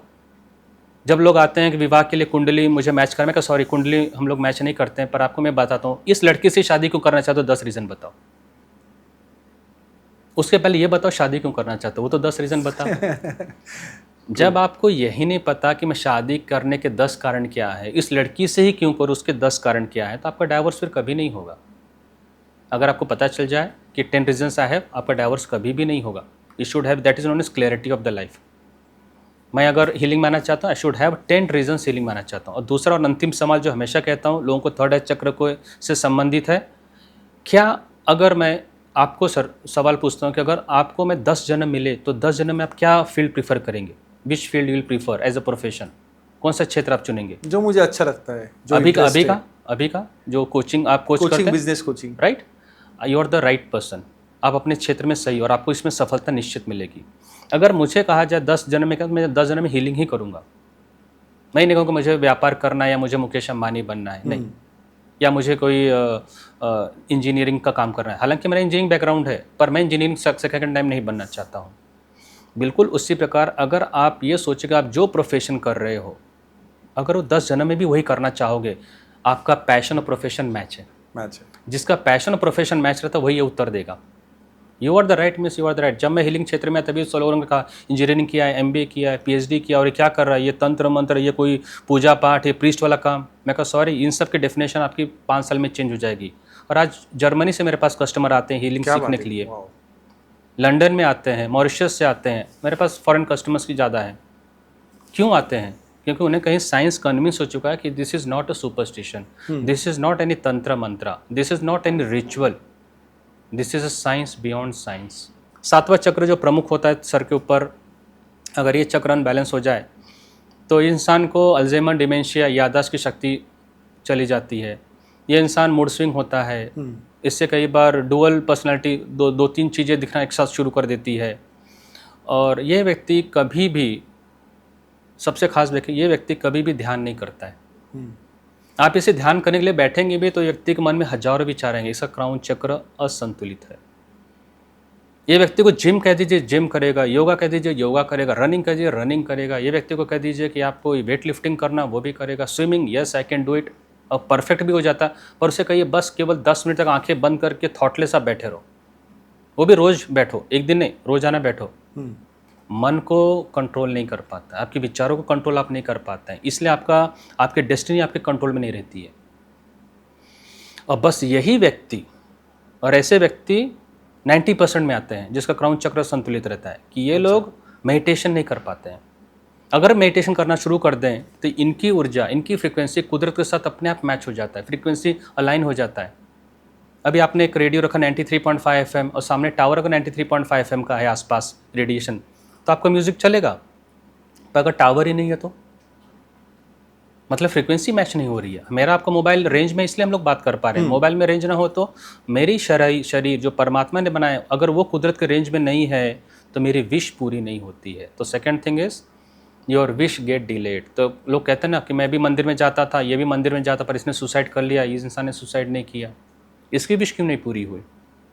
आज अगर मंदिर में जाने से या कोई चीज़ पहनने से अगर सारी विश पूरी होना शुरू हो जाती थी तो बात ही अलग कुछ होती थी। तो ऐसा कुछ होता नहीं, आपकी विश इसलिए पूरी आपका आपका क्राउन चक्र बैलेंस नहीं होता है। इसलिए हमारे पूर्वज कहा जाते हैं जब भी आप मंदिर में प्रवेश करें, सबसे पहला चीज़ मौन की शुरुआत करें। आप लाइन में लगे तो सबसे पहले आप मौन में आ जाइए। आपके आसपास कौन है, आपके साथ कौन है, उसका आपका मतलब नहीं, आप और परमात्मा एक। जब आप मंदिर में जाते हो तो एक पिरामिड के आकार के अंदर आप प्रवेश करते हो, जो कि हाईली एनर्जाइज सेंटर रहता है, गर्भगृह। आप वहाँ पे बैठ के 10 मिनट ध्यान करो, इसलिए ध्यान केंद्र बनाए गए थे। क्योंकि या तो उसके आसपास जब आप फेरा लेते हैं भगवान की मूर्ति का, तो आप उनके ऑरा में रहते हैं। जब आप आंखें बंद करके ध्यान करते हैं या उस देव का जाप भी करते हैं, आपकी एनर्जी सेटल होना शुरू, आपके चक्रस बैलेंस होना शुरू हो जाते हैं। पर हम लोग ध्यान नहीं करते हैं। हम 3 घंटा लाइन में प्रीफर करेंगे खड़ा होना, 3 घंटे तक हम लोग बात करते रहते उस लाइन में। और कहते भी बड़े गर्व से, तिरुपति बालाजी गया था, 18 घंटे लाइन में था, अरे बहुत गर्दी थी। दर्शन कितना हुआ? मुश्किल से 30 सेकंड में नहीं हुआ था आपका दर्शन। आपको संतुष्टि कहाँ से मिली? वही आप वीआईपी पास ले लीजिए या स्पेशल पास ले लीजिए, 300 रुपये का, आप जाइए 3 घंटे में दर्शन कर लीजिए। पर जो आपके जो 15 घंटे बचे, 15 घंटे ध्यान करके तो देखिए, साक्षात तिरुपति की एनर्जी आपको महसूस होगी आपके अंदर। करेक्ट। इसीलिए शिरडी साईं बाबा मंदिर में भी अगर आप बाहर निकलेंगे, बाहर 1.5 लाख की लोगों की गर्दी रहती है। जब आप बाहर निकले तो गुरुस्थान है, गुरुस्थान के सामने ध्यान केंद्र है। आप कभी शिरडी में जाए तो चीज़ ध्यान से देखना। क्योंकि जब मैं एनर्जी के ऊपर स्टडी किया तो सारे टेम्पल्स पे स्टडी किया था मैंने। जहाँ जाके टेम्पल्स हैं वहाँ पे गर्दी इतनी क्यों होती है, लोगों की विश कैसे पूरी हो जाती है, वहाँ पे क्या खास है। तो जब शिरडी में भी गया तो आप देखिए सामने जो गुरु स्थान बना है, गुरु स्थान के सामने ध्यान केंद्र है। ध्यान केंद्र में भी साईं बाबा की मूर्ति रखी गई है। बाहर 1.5 लाख लोग दर्शन करते हैं हर दिन, कम से कम मंडे टू सैटरडे की बात कर रहा हूँ, संडे दिन ज़्यादा रहते हैं। पर उस ध्यान केंद्र में आपको सिर्फ 3 या 4 लोग मिलेंगे, बस 3 या 4 लोग बस, बाकी और साईं बाबा की मूर्ति। लोग ध्यान करना ही नहीं चाहते, लोग परमात्मा से प्रेम करना ही नहीं चाहते, लोग परमात्मा से कुछ मांगने के लिए जाते हैं। Crown chakra gets balanced only when you get love with the universe. आप उसे गॉड कहिए, उसे राम कहिए, उसे रहीम कहिए, उसे जीसस कहिए। मैं इसे कुदरत कहता हूँ, मैं इसे ऊर्जा कहता हूँ, मैं इसे यूनिवर्स कहता हूँ, मैं इसे कोई नाम दिया ही नहीं।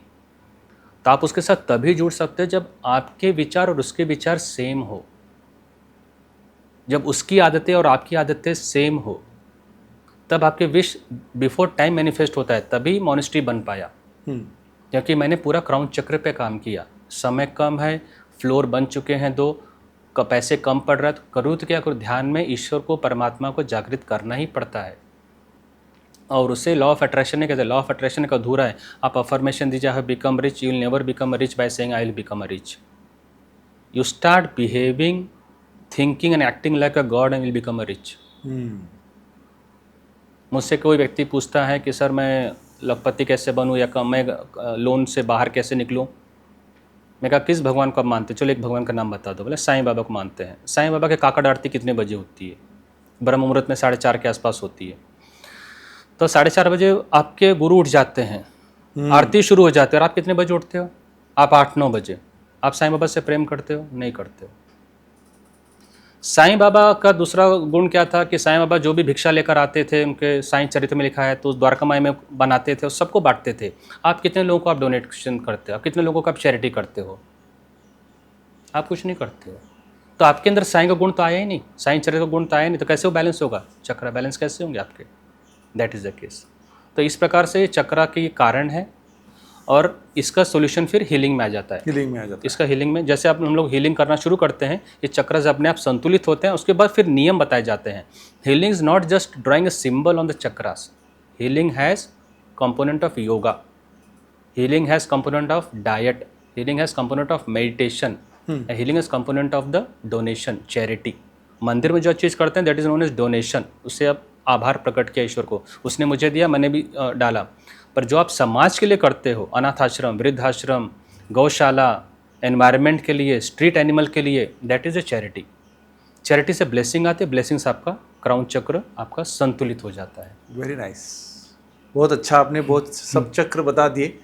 आत्महत्या की सोच को कैसे रोका जा सकता है जब कोई इंसान बहुत टूट चुका होता है? इमोशनल स्टेबिलिटी, उससे भावनात्मक जैसे स्थिरता आ जाए, आप पूरी तरह से आत्महत्या को आप रोक सकते हैं। 100% आप रोक सकते हैं। अच्छा, क्या हीलिंग व्यक्ति की सोच और आत्मबल को भी प्रभावित करती है। निश्चित रूप से, क्योंकि आप मनोमयी कोशा और प्राणमयी कोशा पे काम करते हैं जब हीलिंग किया जाता है। प्राणमयी कोशा चक्रस होते हैं, मनोमयी कोशा आपकी विचारधारा होती है।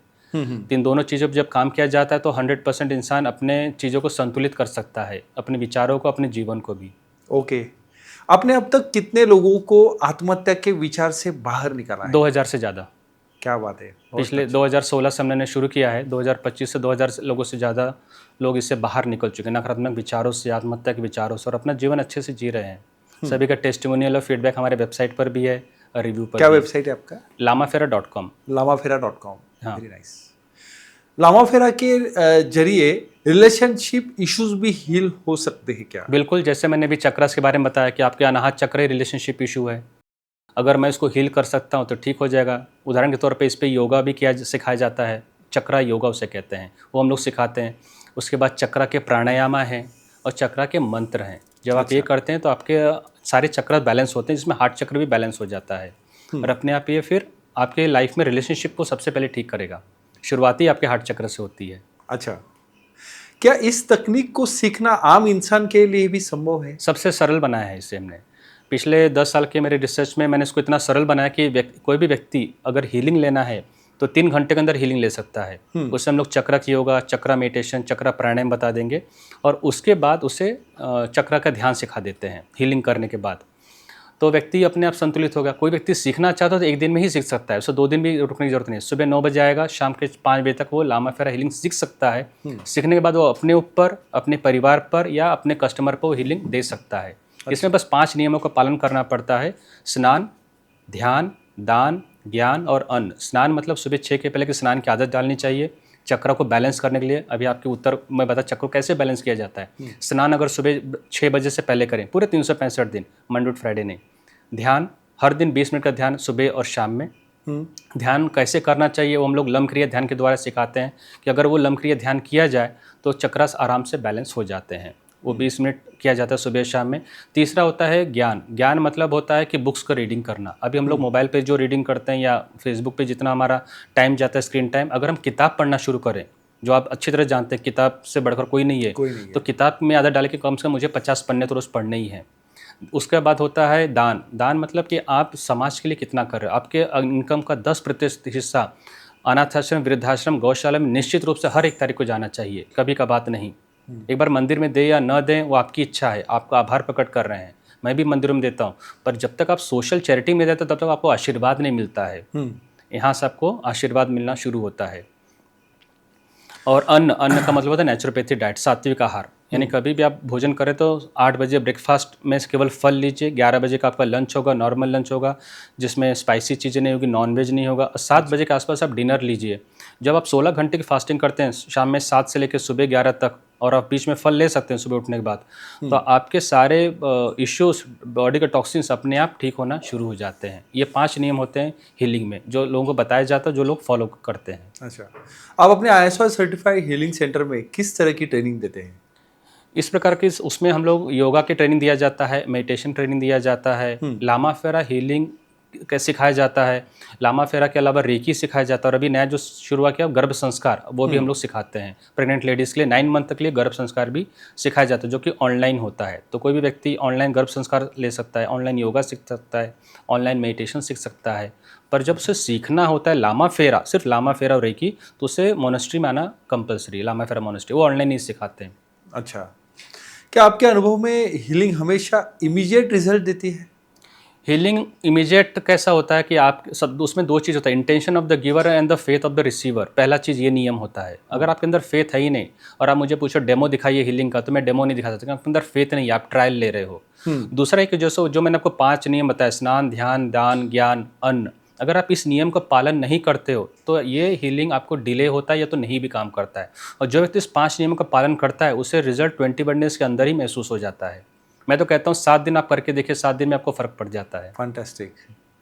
अपने लामाफेरा फाउंडेशन के जरिए 2 दशकों से 100 अनाथ बच्चों और 2 वृद्धाश्रमों की सहायता की है। इसकी प्रेरणा क्या थी? मेरी मेंटर थी पद्मश्री सिंधुताई सपकाड़। हाँ। तो मैं इनसे 2020 में के आसपास में मिला था और उसके बाद मेरा जीवन बदल गया। तब तक मैं केवल योगा, ध्यान, हीलिंग सब सिखाता था, पर वो जो करता था वो मैं सिर्फ समाज के लिए सोचता था, पर वहाँ पे मैं जिम्मेदारी चीज़ के नहीं उठा रहा था उन अनाथ बच्चों की। तो वहाँ से मैंने शुरुआत किया कि मुझे बच्चों के लिए कुछ करना चाहिए, और आज हमारा सेंटर करीब 100 बच्चों को, अनाथ बच्चों को फ़ंड करता है, 2 वृद्धाश्रम को फ़ंड करता है, Fantastic. और उन्हें ऐसी चीज़ें देता है कि जो व्यक्ति कल्पना भी नहीं कर सकता है। जैसे बच्चों को, हम लोग अपने बच्चों को बर्थडे मनाने के लिए, आप भी जाते होंगे वृद्धाश्रम, अनाथ आश्रम, पर कभी हमने सोचा कि हमें उनका भी बर्थडे मनाना चाहिए, उन बच्चों के बर्थडे में आपको शामिल होना चाहिए। जिस दिन आप सोचेंगे आपके बच्चे की उम्र अपने आप बढ़ जाती है। आप अपने बच्चे का बर्थडे, अपने परिवार का बर्थडे, शादी की सालगिरह आप वहाँ भी मनाते हो, कभी उनका भी मना कर देखिए। बच्चों को भी हमने रामोजी फिल्म सिटी भेजा, तो बच्चों को जो खुशी हुई, पहली बार एसी ट्रेन में बैठना, पहली बार रामोजी देखना, पहली बार 2 दिन हैदराबाद रहना। अभी कल ही वो लोग शिरडी गए थे, 2 दिन शिरडी में थे, वहाँ पे वाटर पार्क में जाना, साईं तीर्थ पार्क देखना। वो जो खुशियाँ मिलती है, वो खुशियाँ आपको अपने घर में आप पैसा खर्च करो तो भी नहीं मिल पाएगी। तो वो मेरा न केवल सामाजिक जिम्मेदारी है, बल्कि वो मेरे अंदर से ममता है, और मेरा आभार है पद्मश्री सिंधुताई सपकाट के लिए कि वो मेरी मेंटर बन सके और मेरा जीवन उन्होंने बदला। वाह, आपने सिर्फ 11 महीनों में 1 करोड़ का कर्ज चुकाया और देश का सबसे बड़ा ISO सर्टिफाइड लामा फेरा हीलिंग सेंटर भी बनाया, ये कैसे संभव हुआ? वही मैंने आपसे शुरुआत में कहा था कि जब कोविड के समय पे धन की कमी पड़ी थी, मोनेस्ट्री काफ़ी बड़ी है, ये करीब 15,000 स्क्वायर फीट के आसपास की मोनेस्ट्री है, तो इसका धन की व्यवस्था कैसे किया जाए, तो कुछ लोन भी लिए गए थे, तो इसको कैसे भरा जाए। तो ये सब चीज़ें कब होती है, जब आप स्वयं पे लामा फेरा हीलिंग किया, ध्यान किया, तो इससे जिस प्रकार की ऊर्जा जो निर्माण होती है, तो लोगों को इसमें सहायता मिलना शुरू हुई, और लोगों के सहयोग से ये लोन अपने आप 11 महीने में फ्री हुआ। वाह, दैट मीन्स अगर आप सकारात्मक हो, आपका इंटेंशन बहुत पॉजिटिव है, अब भले आपके सपने हो और आपके जेब में कुछ भी नहीं हो, तो भी आप ब्रह्मांड और विश्व को खड़ा कर सकते हो। सही। आपकी बेटी विश्व की सबसे युवा लामा फेरा हीलर बनी और ICSC स्कूल टॉपर भी। इसके पीछे की प्रेरणा और यात्रा कैसी रही? बचपन से मुझे देखते हैं, हमारी जो मेरे 2 बेटियां हैं, दोनों ने मुझे देखा है कि योगा, प्राणायाम, मेडिटेशन से क्या फ़र्क मुझे पड़ा। कहते हैं कि children do not understand what you speak, children understand how you act and how you behave with themself and with other people. 2 चीज़ बच्चे देखते हैं। तो बचपन से उन्होंने देखा है कि योगासन, प्राणायाम, ध्यान में मैं, मेरी पत्नी कैसे इसमें 100% इन्वॉल्व हैं पहले से ही। अच्छा। तो ये देखते हुए मेरी बड़ी बेटी 13 साल की उम्र में उसने लामा फेरा हीलिंग सीखा, वो हीलर बनी, फिर उसका नाम वर्ल्ड बुक ऑफ रिकॉर्ड में गया। तो मैंने उसे प्रश्न किया था कि हीलर आप बन गई है, तो हीलर बन करके आप फुल टाइम हीलिंग में आना चाहती हो? तो उसने कहा नहीं पापा, मुझे हीलिंग के साथ साथ मेडिकल को भी जोड़ना है, ताकि लोगों को ये समझ में आए कि हीलिंग एक सप्लीमेंट है, हीलिंग कोई सब्स्टिट्यूट नहीं है। अगर आपको सरदर्द, आपको कोई चोट लगी है तो सर्जरी ज़रूरत है, तो वहाँ पे हीलिंग से ठीक नहीं होगा, वो वहाँ पे आपको डॉक्टर के पास जाना पड़ेगा, स्टिचेस लेने पड़ेंगे। पर जो दर्द को सहने की जो शक्ति चाहिए और वापस से दर्द दुर्घटना ना हो, तो वहाँ पे हीलिंग का सपोर्ट चाहिए। जब दोनों एक साथ मिल जाते हैं तब चमत्कार होता है। तो अभी ICSC में बाद में अपने स्कूल के वन ऑफ द रैंकर थी, वो टॉपर थी, और अभी वो नीट की तैयारी कर रही है फॉर MBBS। फैंटास्टिक। क्या कभी ऐसा आया जहां लामा फेरा हीलिंग उतनी असरदार नहीं रही? आपका अनुभव और परसेंटेज क्या कहता है? लामा फेरा हीलिंग, जिन्होंने भी हीलिंग के 5 नियमों को पालन किया, वहाँ पे रिजल्ट 100% है, 99 भी नहीं, 100%। पर जिन लोगों ने 5 नियमों को पालन नहीं किया, ध्यान, स्नान, ध्यान, दान, ज्ञान और अन्न का, तो वहाँ पे परिणाम लेस देन 50% था। तो हम लोग कहते हैं हीलिंग 50% काम करेगा और 50% हीलिंग के 5 नियम काम करेंगे। यदि ये दोनों चीज़ें मिल जाती तो रिजल्ट 100% एश्योर्ड है, गारंटेड है। पर अगर ये 5 नियम नहीं पालन कर रहे हैं तो कुछ नहीं कर सकते। आपने 108 ध्यान विधियां खोजी, लम क्रिया ध्यान जैसी ट्रेडमार्क टेक्निक के बारे में बताइए, जो आपने ही डिजाइन और ट्रेन की है।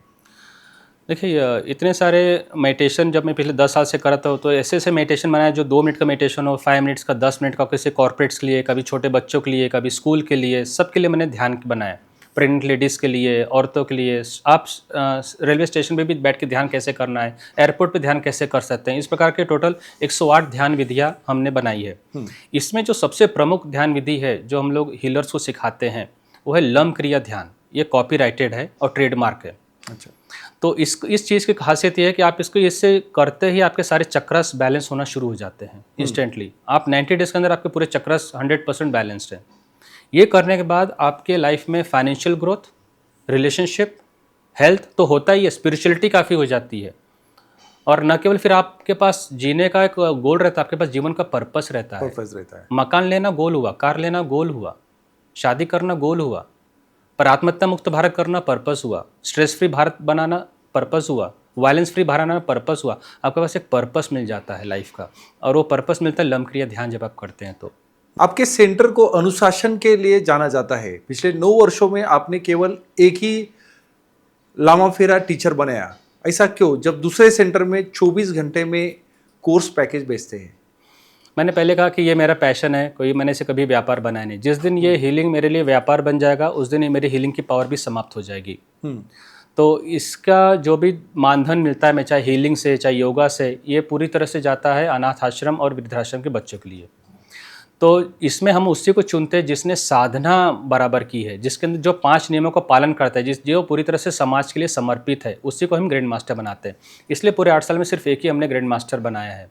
इसके नियम, इसके जो इंटरव्यू होता है काफ़ी टफ लेवल पे होता है। जैसे हर कोई व्यक्ति यूपीएससी, एमपीएससी या जेडब्ल्यू क्वालिफाई नहीं कर पाता। अगर हर कोई व्यक्ति कर पाता तो आज इसका वैल्यूएशन खत्म हो जाता था और किसी प्रकार के लोग आ जाते थे। मैं हीलिंग का वैल्यूएशन खत्म नहीं होने दूंगा। हीलिंग को मुझे इसे कोई तंत्र मंत्र में लाना नहीं चाहता, इसे मैं किसी पूजा पाठ में लाना नहीं चाहता। It is a science beyond the science, let it be as pure as possible. इसलिए हमने केवल एक ही व्यक्ति को ग्रैंड मास्टर बनाया, वो लेडी 65 ईयर्स की और मॉरिशस की है। हमने उससे चुना और उससे ही हमने ग्रैंड मास्टर बनाया। आलोचक आपको भारत के सबसे समृद्ध हीलर्स में गिनते हैं। आपकी Innova, SUV, bullet, passion, photography, travel, आपके व्यक्तित्व के बारे में क्या कहता है ये सब? देखिए, आलोचक क्या कहते हैं, that is a critics. Critics मुझे बाहर से देखते हैं कि ये व्यक्ति इनोवा कार से चलता है, व्यक्ति बुलेट से राइड करता है।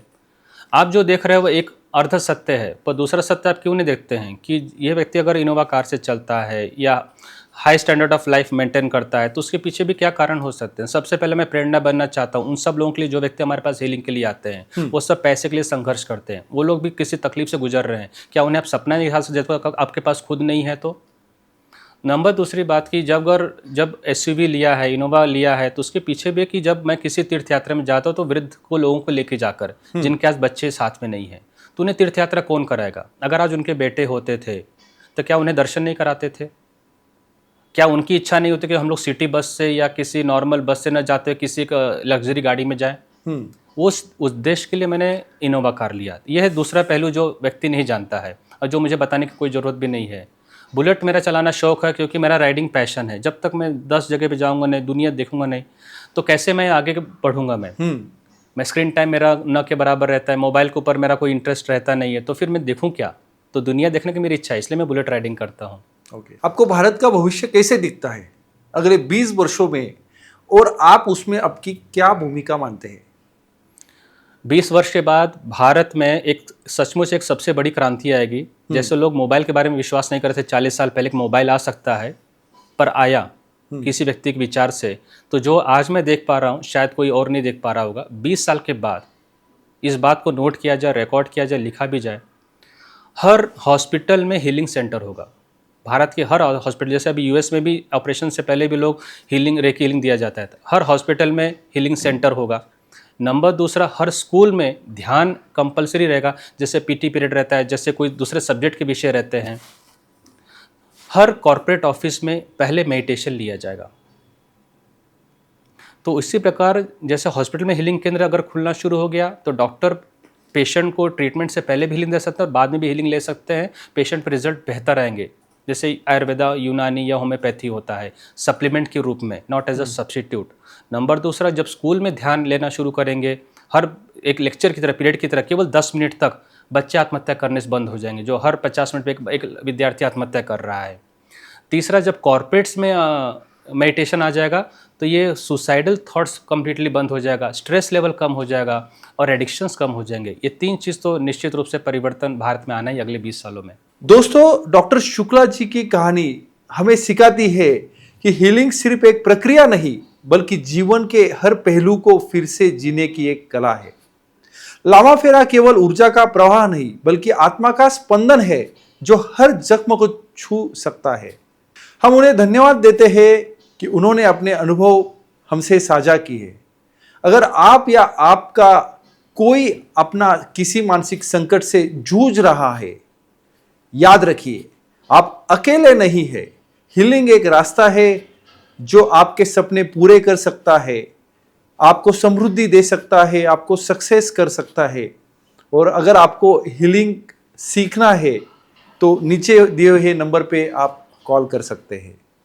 Stay inspired, stay align, only on coach Kiran Patil podcast. Thank you very much Shukla ji. Thank you वापस so आपका much, sir. बहुत तहे दिल से मैं शुक्रिया अदा करता हूँ, आप हमारे कोच किरण पाटिल पॉडकास्ट में आए और काफ़ी सारे चक्र जो है अपने उनके फायदे बताए, कैसे वो एक्टिव रखने के, वो भी आपने काफ़ी अच्छा मार्गदर्शन किया है।